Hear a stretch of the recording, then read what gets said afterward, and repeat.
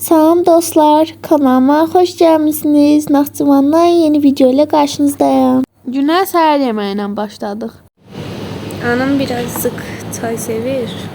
Dostlar, bugün gezəcəyimiz yerlər Hüseyn Cavidin ev muzeyi və məqbərəsi olacaq.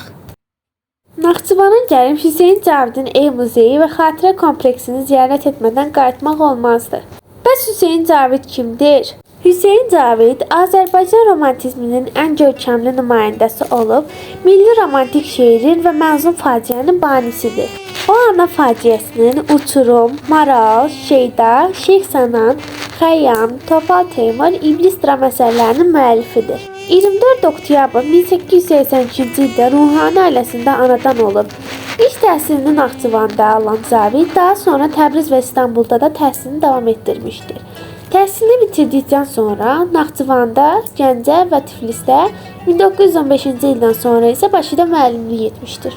Daha çox dramaturq kimi tanınan Hüseyn Cavidin fəlsəfi və tarixi faciələri, ailə məişət dramları, yazı və forma yeniliyi baxımından Azərbaycan dramaturgiyasında yeni mərhələ yaratmışdır. Bunlar milli teatr mədəniyyətinin inkişafına təsir etmiş, Cavid teatrı kimi səciyyələndirilmişdir. Cavidin romantik poeziyasında isə şairin lirik məni, qayğılı, narahat düşüncələr və zəngin xəyallarla yaşayan filosof xarakterli aşiqdir. Benim Tanrım, Qız məktəbində, Bir rəsm qarşısında, Dəniz pərisi, Çiçək sevgisi, Şərq qadını və çoxsaylı şeirlər ədəbiyyatımızın ən gözəl nümunələridir. Anamın artıq şüarına çevrilmiş olan Mənim Tanrım gözəllikdir, sevgidir cümləsi oxuduqca öyrəndim ki, Cavidin şeirindən bir misra imiş.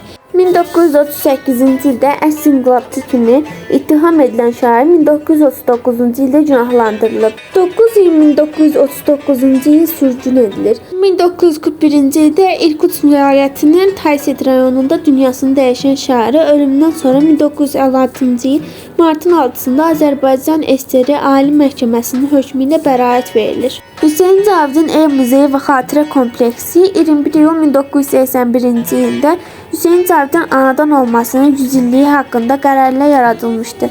Muzeyin açılışı 9 iyun 1984-cü ildə olmuşdur. Muzey uzun müddət Hüseyn Cavidin ev muzeyi adı altında fəaliyyət göstərmiş. 2015-ci ildə muzeyin adı dəyişdirilərək Hüseyn Cavidin ev muzeyi və xatirə kompleksi adlandırılmışdır. Muzeyin zəngin eksponatları arasında Hüseyn Cavidin həyat və yaradıcılığını əks etdirən fotoşəkillər, əsərlərinin ilk nəşrləri, üzərində müəllifin avtoqrafı olan 1926-cı ildə nəşr edilmiş İblis və 1934-cü ildə çapdan çıxmış Zəyavuş əsərlərinin nadir nüsxələri, böyük sənətkarın yubileylərini, müxtəlif teatrlarda tamaşaya qoyulmuş dram əsərlərinin afişə və proqramları, müxtəlif xatirə və ev əşyaları vardır.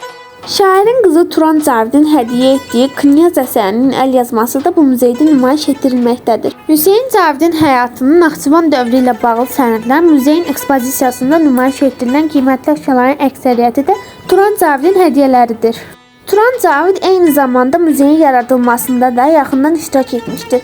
Ekspozisiyada Cavidşünasların muzeyə bağışladığı kitablarda yer almışdır. Muzeydəki bütün hər şey qiymətlidir, amma mənim diqqətimi ən çox çəkən Hüseyn Cavidin iş otağı və matəm bölməsi oldu. Matəm bölməsində nümayiş olunan Hüseyn Cavidin Sibirdəki məzarın üzərinə qoyulmuş nömrə olan taxta parçası, Sibirdəki məzarından götürülmüş torpaq, şairin nəşrinin Azərbaycana gətirilməsi ilə bağlı işlər və onların sənədlərli şəkilləri və s. var idi. Ümummilli liderin tapşırığı ilə Naxçıvana gətirilən Cavidin məzarı üzərində Hüseyn Cavid məqbərəsi ucaldılmışdır.